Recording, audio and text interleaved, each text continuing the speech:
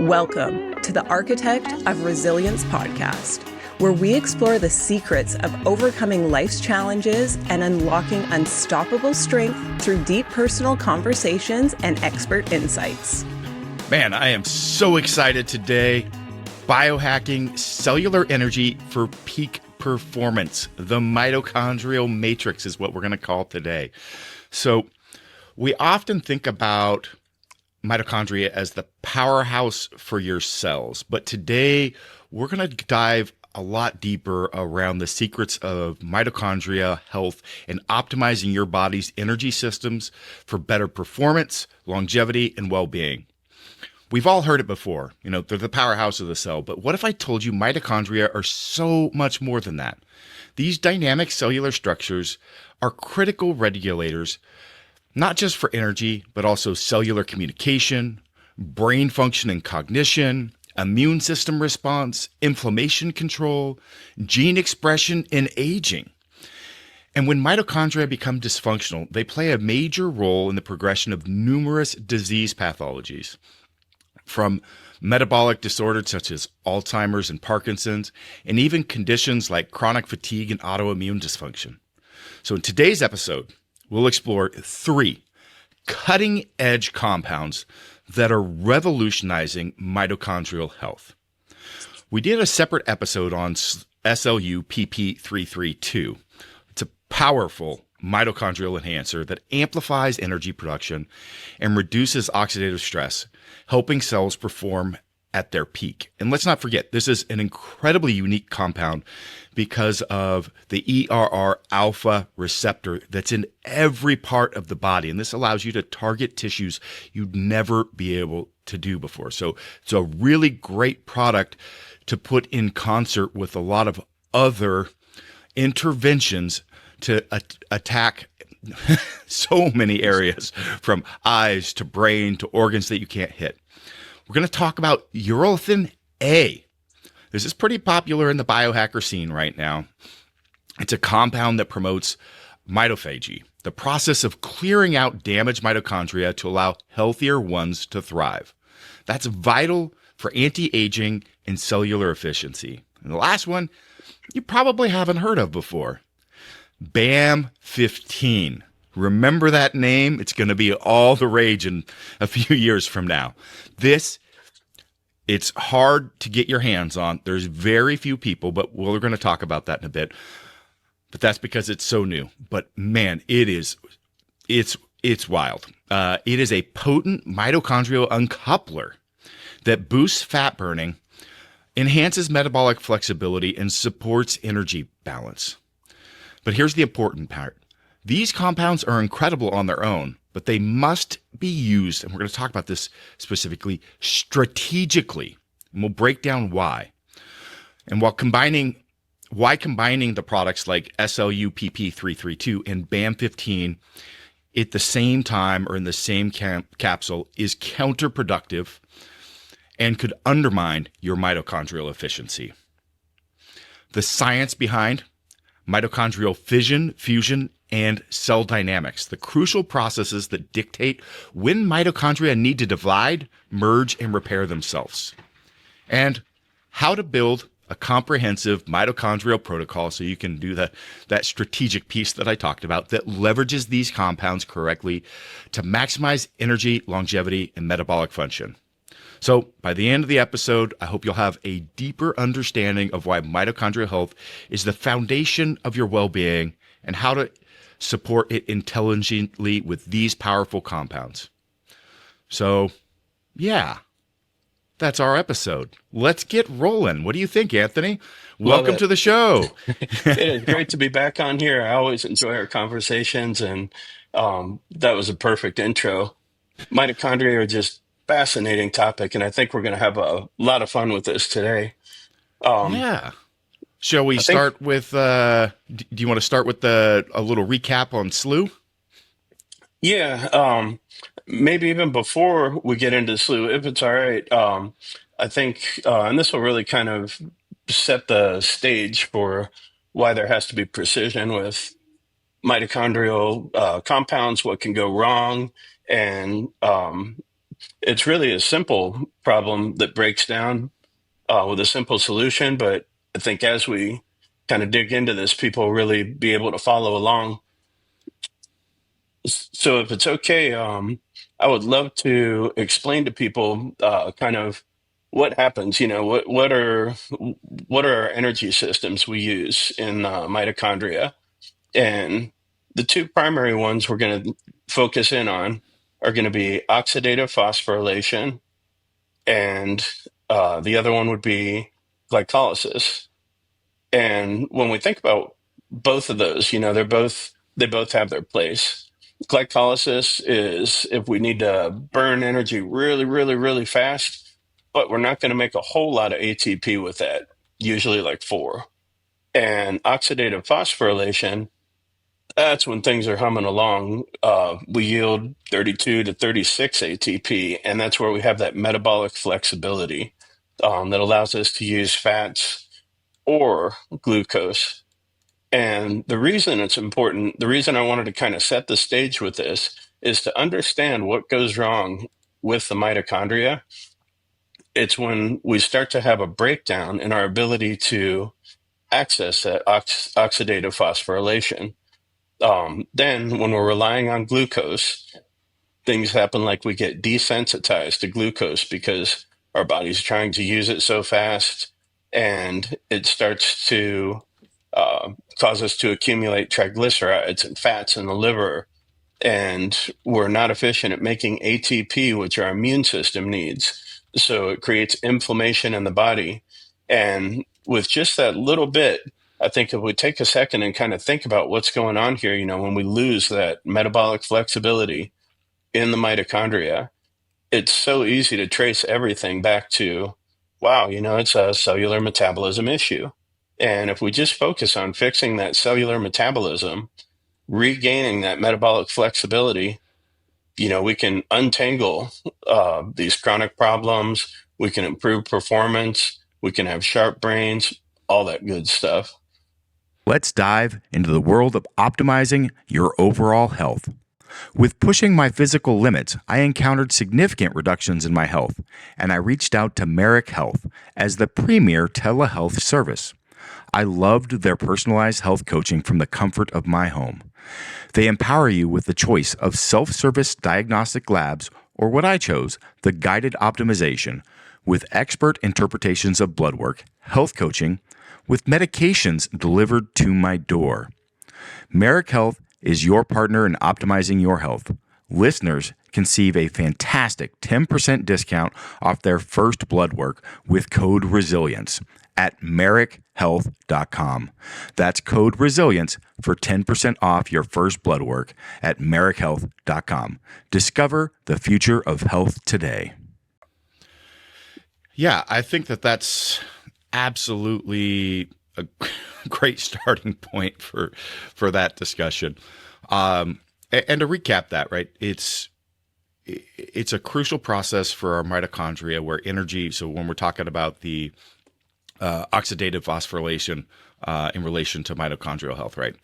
The energy produced from, and correct me if I'm making a mistake on this anywhere, but produced from ATP in the final step of combining that electron transport chain.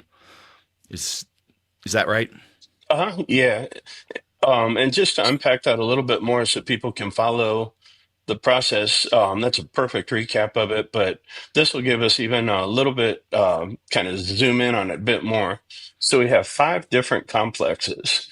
And the first one, it's the NADH dehydrogenase complex.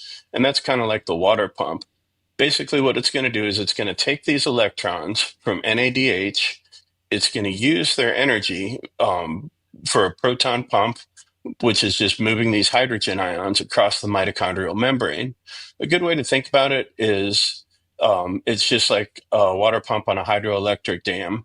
It's moving electrons from NADH and it kind of pumps it uphill. Those protons cross the membrane, and that is the beginning of the creation of energy. And kind of a cool side note, you'll remember our episode we did on ketone ester, and when we think about NAD plus to NADH ratio, that's our redox potential. And what that means is when we wake up in the morning, we want to have a lot of these hydrogen ions available to donate through these complexes, so our mitochondria have the energy so that they can do the things they need to do, maintain metabolic flexibility. So simple trick, just taking that half a shot of ketone ester before you go to sleep, and you've improved your redox potential. So then when we move on to complex number 2, the succinate dehydrogenase, it's kind of like a smaller side pump, like a secondary water wheel even. And it doesn't really pump the water uphill directly like complex 1. What it does is it feeds water into your system at a slightly lower level.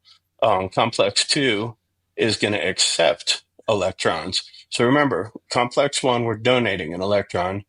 Complex 2, we're accepting an electron. So it's just kind of like passing a football or a baton in a relay race. Yep. Then complex 3, cytochrome BCE1 complex, passing the buckets along. So just like this relay station or a bucket brigade, passing the electrons down the line, it continues to pump the water uphill. These protons are moving uphill now, and it's using the energy released from handling them from one bucket to another until we start to create this potential store of energy. And kind of a cool side note, I just learned this. These protons have got it's like a lightning bolt, the amount of energy that's in them. So I kind of picture like Back to the Future almost, like 13,000 gigawatts or whatever. Yep. So then after complex 3, we move on to complex 4, that's cytochrome C oxidase, and that's kind of the final reservoir, to build on our analogy. And what's happening in this step is electrons are going to be delivered to oxygen. It's just like water flowing downhill in a reservoir. And complex 4 is going to safely combine these electrons, oxygen, and protons, and that creates water. And that finishes the electron's journey and allows us to, it also contributes to pumping more of these protons kind of uphill and completes that proton gradient. So, thinking about our body as that electrical system, this is what's moving those electrons through that system. And then at the end of that electron transport chain, oxygen acts on the final electron acceptor, right? Combining those electrons and hydrogens to form water, and that final step with oxygen, right? And the complex 5, this is like the big grand finale, and that's where we make ATP synthase. And complex 5 is like that turbine placed at the bottom of the dam, and when these protons are flowing back downhill, the turbine kind of spins, it harnesses that energy, flowing of electrons, and a simplified explanation is this spinning turbine that uses stored energy from proton flow generates ATP. ATP, of course, is our currency of energy, and everything in our body runs on it. So that's kind of an overview of these 5 complexes, starting with, at night when we do our little ketone ester, creating a supply of hydrogen ions that can be donated into complex 1, and then accepted in complex 2, and so on until we finally make this amazing ATP. So I think that'll provide some much needed context as we continue our discussion. Yeah, that's fantastic. And then the other side of that, let's talk about the glycolation and mitochondrial health. So glycolation, as you said before, refers to the process where sugar molecules bond to proteins, fats, DNA without enzyme control, forming harmful compounds known as AGEs. I know that term comes up a lot in, those listen to the biohacker world, but advanced glycolation end products. And this process is accelerated by oxidative stress and mitochondrial dysfunction, both of which contribute to significant aging, chronic disease, and decrease cellular energy. I know I see this quite a bit with clients when we've got hyperlipidemia, often also combined with, the start of, pre-diabetes.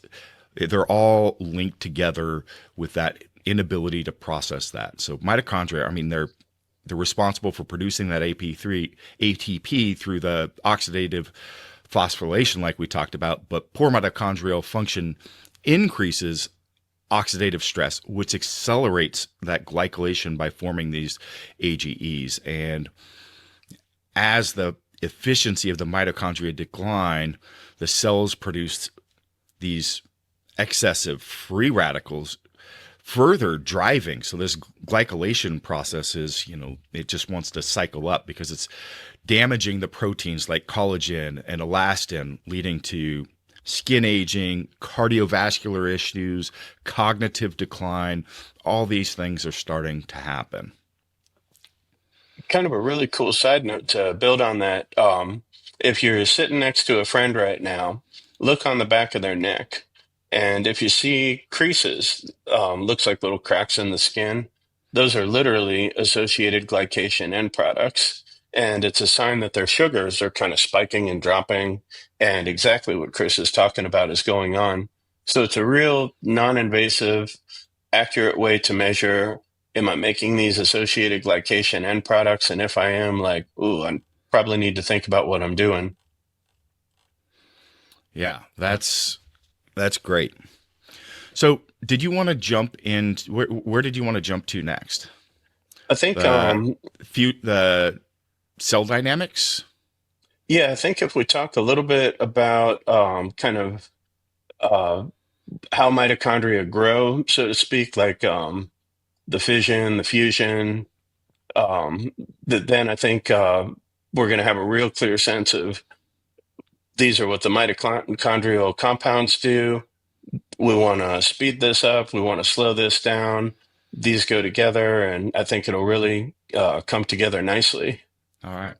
Yeah, let's dive into that. I think this is another one for you to take the lead on, but the science behind mitochondrial fission, fusion, and those cell dynamics, and how mitochondria are these dynamic organelles that are constantly undergoing these processes of fission, fusion, and these processes are crucial for maintaining mitochondrial quality control, production, and cellular health. Yeah, absolutely. So mitochondrial fission is acting as an early sensor of cellular stress. And when we think about cellular stress, like if we've got like low calories or oxidative stress or other exogenous factors like toxins, this is going to create mitochondrial fission. And fission essentially is these things are kind of splitting apart. During like prolonged stress, the mitochondria are going to undergo this fission. And when we have a more mild stress, like something we can adapt to, we favor more fusion. And I'll unpack that a little bit more so it makes sense. So fission, basically, what's happening is you've got this mitochondria and it's been working its ass off to keep up with our energy demands. And just like if we had a power tool, it starts to break down a little bit. And that brilliant mitochondria starts to segregate the damaged components. And the reason it does that is so that it kind of can facilitate this mitophagy, which is going to be essentially removing the bad parts and leaving like a better mitochondria. Then when we think about fusion, what's happening is just kind of like what it sounds. These little mitochondria are fusing together. So you've got two that kind of have like, maybe one has like 3/4 of a good mitochondria, one has half a good mitochondria. Now they fuse together. You've even got spare parts and you have a better mitochondria. So fusion is really good. We want that to happen. And as long as that division process is kind of kept under wraps, we're able to essentially have that division. We're able to have that kind of partitioning of bad parts, and we're able to join good things together. So that's really our ultimate goal. I like a gearhead And like me loves the spare parts analogy, but yeah, for mitochondrial quality control, this balance between the fission and fusion, that's what ensures the mitochondrial health. So fission isolates damage, pairs that off, so for degradation, while the fusion, rescues partially damaged mitochondria, allowing them to share components, which for healthier mitochondria. And that's why it's so important for mitochondrial health. The efficient, dynamics are crucial for those things that we've talked about. Energy production through ATP synthesis, cellular repair and regeneration, metabolic function, and longevity and anti-aging. Dysregulation in these processes is going to be linked to aging, neurodegenerative disease, metabolic disorders, and cardiovascular issues. And it makes perfect sense when you think about it too. All these things, essentially what's happening is we've accumulated bad parts in mitochondria. We don't have enough good mitochondria. So when we have a mitochondria with bad parts, it's not going to be able to effectively maintain that metabolic flexibility that allows it to use oxidative phosphorylation, where we have that significantly higher yield of ATP than glycolysis. And that's what you see in cancer. Basically, when we talk about a Warburg effect, it's where we're more glycolytic. And just to kind of highlight the inefficiency of being in that constantly glycolytic state, you're basically starting with 2 glucose, 2 ATP, and you're ending up with 4 ATP. So your cell's working a lot harder than it needs to. And kind of on a side note, and this would be a whole nother podcast, but when we think about, and I was guilty of this for years, I'm skinny kid, wanted to put on muscle, so I'm like mTOR, mTOR, mTOR. And when we're in that mTOR dominant state, we tend to use glycolysis. Weight training, it's primarily going to be glycolytic activity. And then when we build those fast twitch muscle fibers that prefer glucose, and we have this dominance in our system of things that are more adept at using glucose, we start to lose that metabolic flexibility. And when we lose that metabolic flexibility, we're underfueling our immune system. So that's going to create inflammation, and we're not really meeting our energy demand. So we start to feel fatigue, things like our heart, which is the most metabolically demanding tissue in our body, and our brain, which is the second most. They don't have enough energy. So that's where your brain fog comes in. That's where your cardiac events come in. So you can really, really see the importance of just simply maintaining metabolic flexibility. And again, going back to the ketones, how when we start to tend towards this more glycolytic state, that's a simple intervention where we can start to reestablish some metabolic flexibility. And there's a lot more to it than that, but hopefully that gives people a little bit more context and understanding of some of the things we'll be talking about.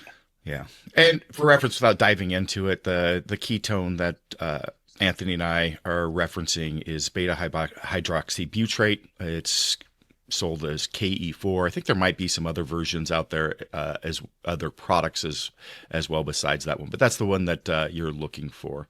Uh-huh. Should we dive into then how we remediate this? Yeah, I think it's a perfect opportunity, and probably kind of a fun time to jump right in and introduce people to the concept of BAM15, what it is, and why it works in a situation like this. So to set the stage, imagine. I'd like to mention, like, this discussion around BAM15. We've been doing this podcast and discussion back and forth now for, I don't know, 6-8 months, something like that, Anthony, since we first, and like the very first call we got on, I was like, hey, I want to talk to you about, I've got this unique approach to how I do some things that, people I've been doing for a long time, and Yeah, we're talking about some compounds that are, not normally talked about, and it was a little tentative around bringing it up, and Anthony's like, "Yeah, let's talk about that," and man, it so was a fun discussion, and it a was lot of good pretty wild. stuff And now, came out of it. yeah, now here we are, quite some time later. We're gonna dive into it now. Yeah. So, BAM15's a mitochondrial uncoupler. And when we think about mitochondrial uncouplers, basically what it is, and this is why I wanted to talk about the different energy processes, it's going to be a type of compound that disrupts that normal process of ATP production in cells, in particular the mitochondria.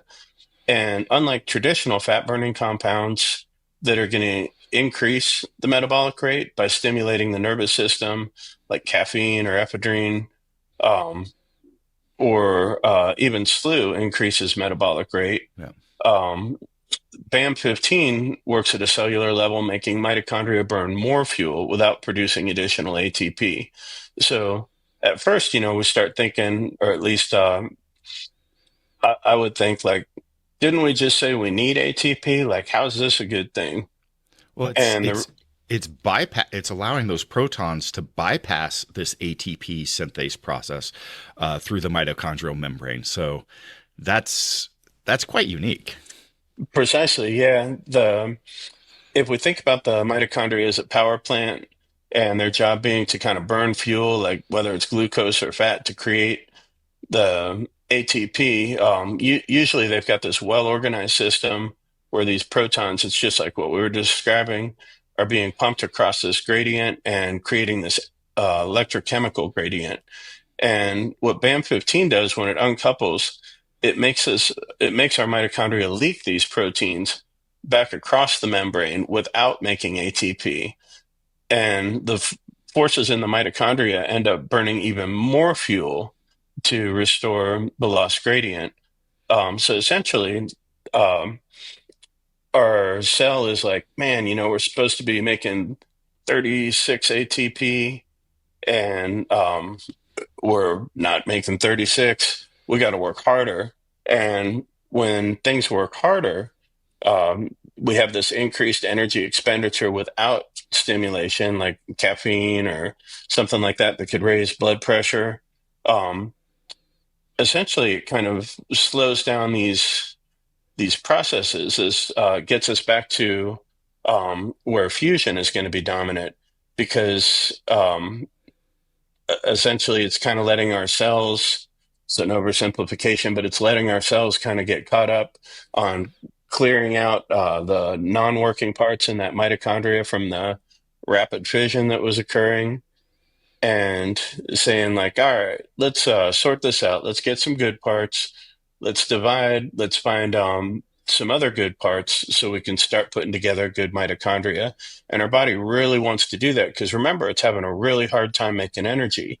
So it can either create a more efficient energy producing process, the oxidative phosphorylation, but we're cheating it out of electrons, or it can make more mitochondria, mitochondrial biogenesis. So that's kind of the mechanism behind how that ends up working. Yeah. We should note that this process generates heat instead of ATP. So that effectively increases the energy expenditure without the additional physical activity as well. And by promoting this mitochondrial uncoupling, as you noted, BAM15 drives the body to burn more calories to maintain its core temperature and metabolic function. But, as you noted, unlike stimulants, caffeine, ephedrine, so on, BAM15 doesn't act on the central nervous system. So what it's going to do is reduce the risk of anxiety, jitteriness, or that cardiovascular strain associated with it, or the demand on the pituitary and the adrenal release over time, which is going to cause some depletion as well. Yeah, and they've probably heard of the DNP, and I think it's a good opportunity to kind of highlight just some of the nuances that make BAM15 essentially safe, where DNP can be problematic if you don't know what you're doing. Um, Yeah, BAM15 is the one that has been used in the human clinical trials and for the like it was developed for the safety profile as it relates. Yeah, the essentially what's happening with the BAM15, it's going to have a high fat burning output because it's shuttling these protons back across the membrane that collapses that proton gradient. And as a result, the mitochondria burn more fat and more glucose to compensate for that lost energy. What's unique about it is generally uncouplers generate heat. DNP definitely generates heat. So does FCCP, which they use in research a lot. But BAM, you don't have this increase in body temperature. DNP can affect the heart rate. BAM does not affect the heart rate. As far as toxicity, there's low to no toxicity with BAM. And even at small doses with DNP, there's high toxicity. And when we think about things like diabetes, BAM, it shows a lot of promise for correcting things like diabetes. And that really just kind of comes back to when it collapses that proton gradient, it restores metabolic flexibility. DNP does not have that ability. So BAM is kind of DNP version 2.0. They made it more tissue specific. They took out the excessive dissipation of heat, reduced the half-life. So it's a 1 hour half-life, whereas fully clearing the metabolites from DNP can take up to 36 hours.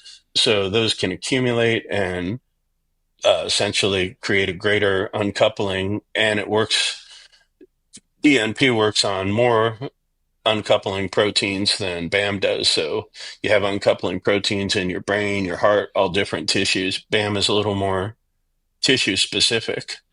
So really kind of a cool compound. Yeah. Yeah. The research on the metabolic syndrome, the type 2 diabetes, is really, really fascinating with it relates to BAM15. And with the fat loss component, the research on fatty liver is also really, really interesting as well, being able to target and remove the fat in that area as well. And thank you for the correction on the heat dissipation as relates to BAM15 on that. Yeah, it's really interesting because uncouplers, I mean, if we're losing an electron, it should increase heat, but for some reason it doesn't. And my theory on that is because it doesn't hit the broad spectrum of uncoupling proteins that DNP does. But honestly, I don't have an answer, so that'll be something fun for me to read about. Yeah. Yeah, and when we talk about the research and the impact on the type 2 diabetes, I think it's important to note that it really does effectively reduce the visceral fat, which is the dangerous type linked to these metabolic disorders as well. And that is one of the, it is hard to target that area, and that's really impactful. Yeah, there was a really interesting study they did where they compared BAM15, FCCP, um, the GLP-1s, looked at weight loss, and BAM outperformed them by 23%. Now, there's no effects on um, digestion, no effects on suppressing hunger, anything like that. This is all just happening at a metabolic level. And that's a hard concept sometimes for people to kind of get their head around. They're like, we're so conditioned to think we need to eat less to lose weight. But once we really, and that's why I'm so fascinated by learning about different energy systems and how to turn them on and off. Once we understand those dynamics, we can see, it starts to fill in the blanks for like, how do we have these people that say they're eating 5,000 calories and they're, pardon my English, but dick skin lean. And then they have these people that are eating 800 calories and it looks like you could roll them down a hill. And it just kind of comes back to, again, the metabolic flexibility, understanding how we make energy and a healthy mitochondria. Yeah. So you noted the GLP. So obviously GLPs are really popular for fat loss And there's a lot of other health benefits. We've got an entire episode on those, so I won't recap that. But really, really fascinating. But they do work on the weight loss side simply through crushing the appetite if you take them at the higher dose. Now, there is some impact on metabolic and cardiovascular. Again, don't need to go there, but one of the areas that's unique with BAM15 is the impact on preserving lean muscle mass as well. So we've got preserving lean muscle mass, improving metabolic flexibility, reducing visceral fat, improving metabolic disorders, like reducing oxidative stress, and repairing your mitochondrial tissue through that fusion process. Like that's just a fascinating, amazing compound. Yeah, absolutely. And what's really cool, now that we kind of have an understanding of it, we can start to kind of piece together, how we can leverage this in a training program. If we think about on days that we're working out, basically we want to have that high energy production. We want to ramp up that engine, and we want to have mitochondria really, really, really working hard. So that on a day that we're working out, the SLU makes perfect sense.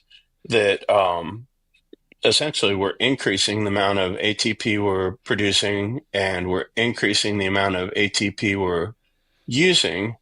So it's basically a futile cycle, but that increases the cell's capacity to make and use energy. And because of that, there's a stimulus for mitochondrial biogenesis. The cell's like, man, I'm humming along, but I'm really not gaining any more ATP than I was. Like, I need more mitochondria. So that's going to kind of accelerate that rate of mitochondria cleaning house, splitting up, and make more parts available. Now then, on the day that we're not training, that repair day, after we've sent that inflammatory response, then, that's when we want to have that quality control. That's when we want to slow those processes down. And that's exactly what BAM does. It slows things down so we have time to make sure that we're getting rid of all the mitochondrial garbage, and we have time to fuse the good mitochondria together. So now we have this army of just awesome mitochondria. Rinse and repeat. We go to the gym the next day, and we use our SLU that's going to really work those mitochondria, make them want to divide, and then quality control the day after. So that is a very easy strategy to follow.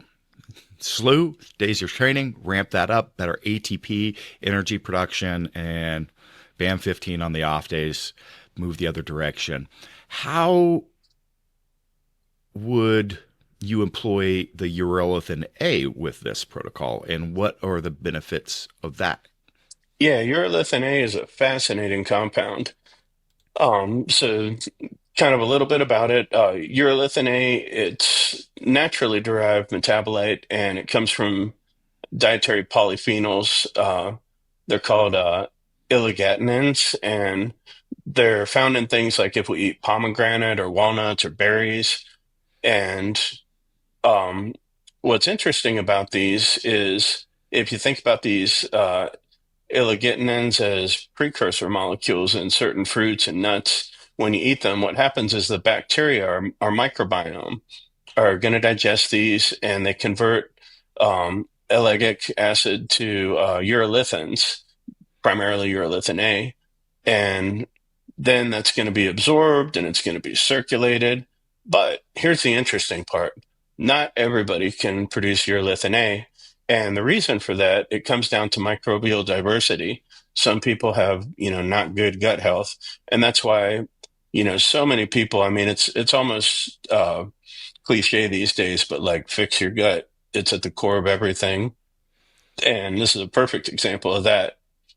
The biggest claim to fame when we think about like what can urolithin A offer is it enhances our mitochondrial health through that mitophagy. And mitophagy is the body's way of removing these old, damaged mitochondria and replacing them with new, healthy ones. So urolithin A, really simply, boosts mitophagy. Yeah, it's And just another way to say it, just selectively recycling damaged or dysfunctional mitochondria is the way I think about it. Just it's a recycling absolutely. process. Yep.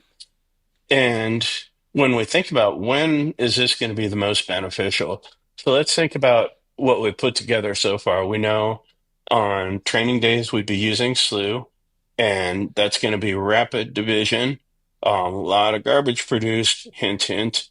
Then on our repairing days where things are able to kind of slow that process down, and we've got that quality control. Main thing we got to mitigate is going to be excessive oxidative stress from the previous day. So something like a CoQ10, hint, hint, or a Debenone makes perfect sense. So when we think about kind of now, painting the landscape for how can we really maximize some of these mitochondrial compounds? How can we put them together and make sure we're getting the most out of them? And we've got this robust alliance of healthy mitochondria. It makes a lot of sense why on days where we're training, we're doing the SLU, the urolithin. Then we have our rest days. We're doing our BAM and CoQ10, maybe some alpha lipoic acid. And that simple strategy, you're really going to be maximizing mitochondrial biogenesis. You're going to be having mitophagy where you're clearing out the bad parts. You're going to have quality control. So you're dominant in fusion, not fission. And then, we can even talk about, well, what can we do to take it to the next level? We already mentioned the ketone esters the night before to maximize redox potential.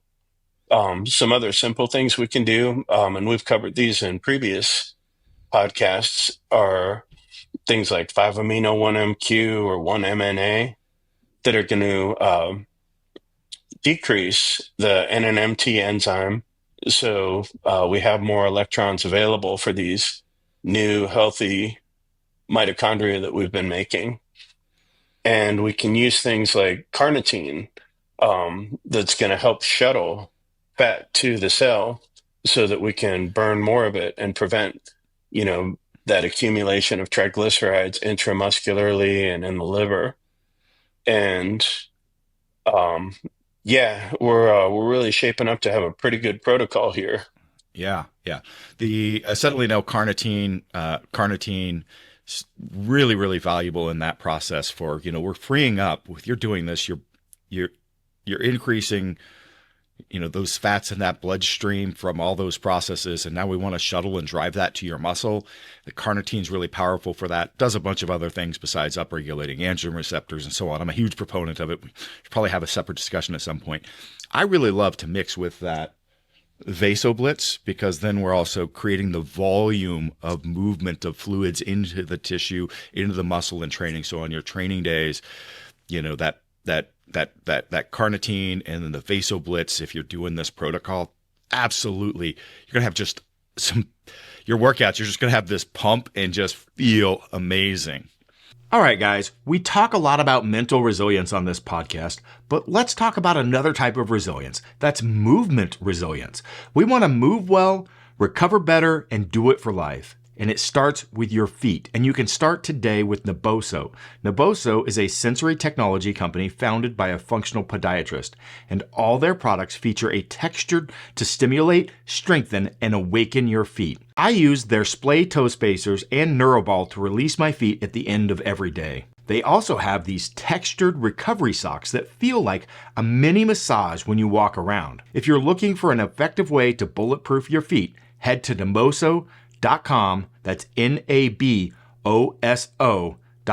and use code RESILIENCE for 20% off.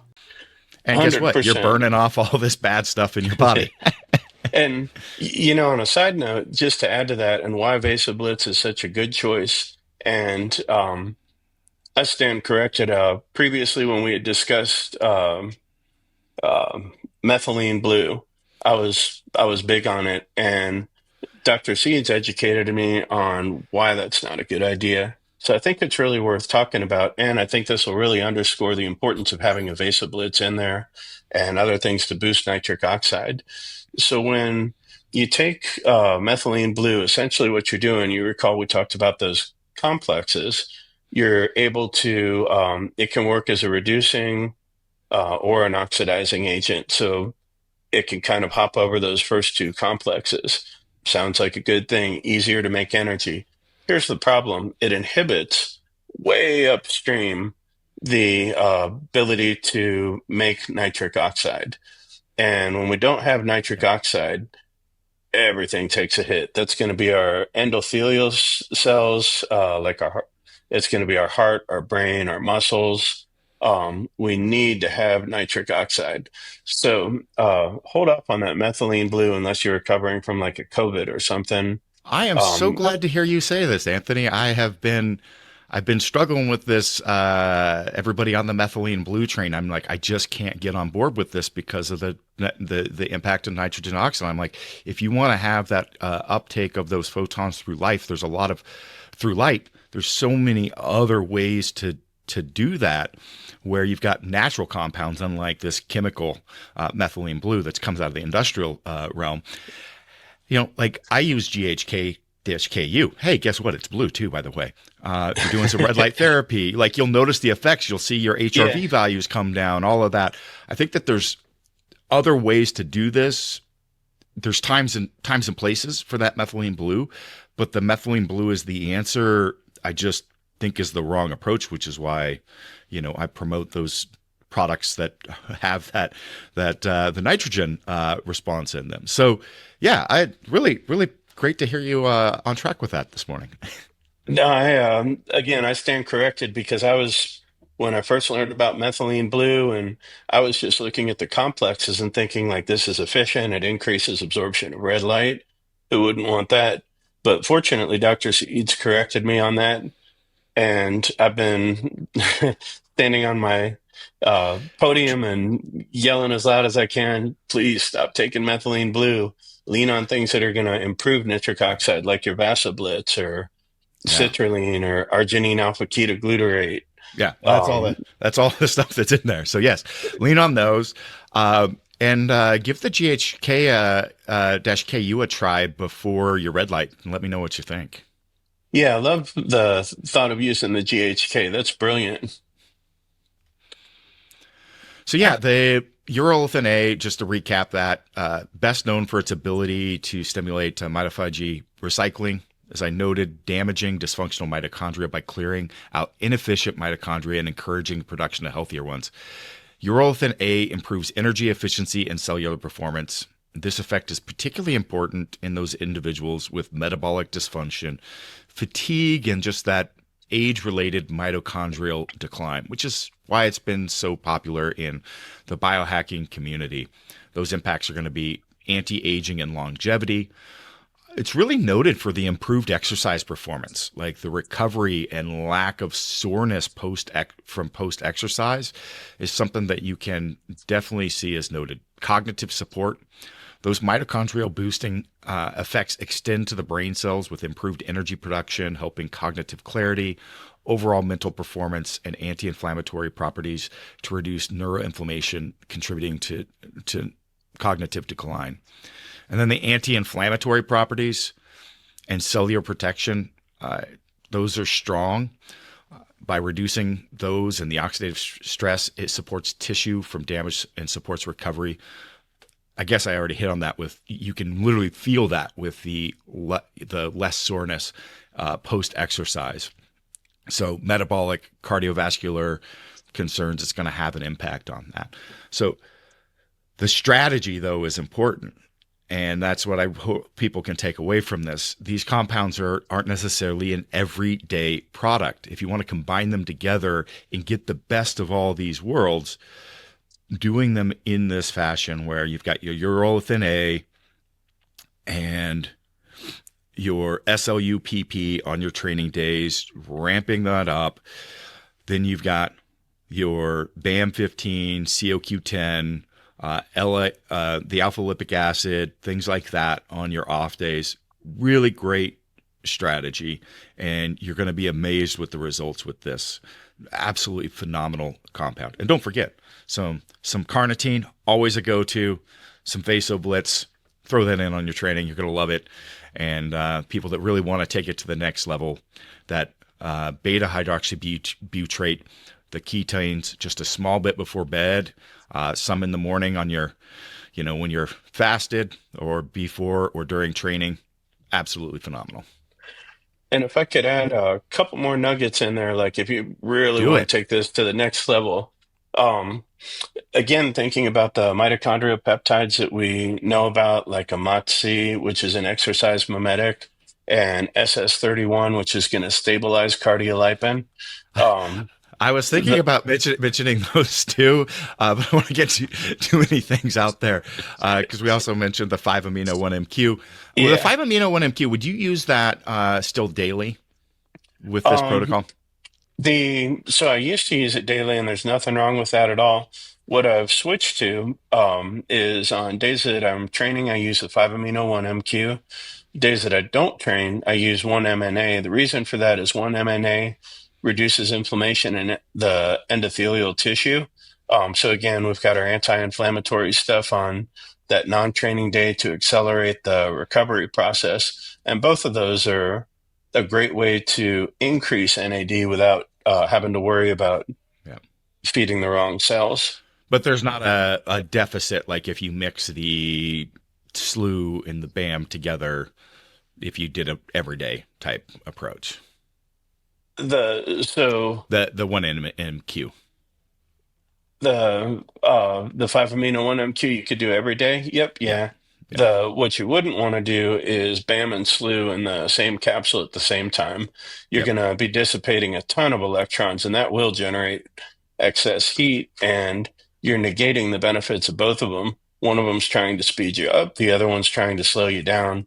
And it's like having your car in neutral and pushing down the gas all the way. Like you're going to burn a crap ton of gas and you're not going to go anywhere, and you're going to ruin your engine, which is exactly what How far would you separate happened. those apart? So the day apart works, but let's say somebody's training in an evening and then next day in the morning. Like what is just from a time fence standpoint?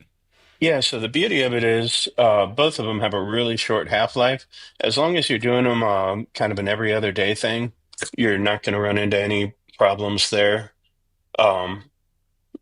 The ideally 24 hours, but with BAM only having a 1 hour half-life and being fairly tissue specific, and SLU, I think I'd have to look it up. I really don't know off the top of my head, but I think it's 6 hours.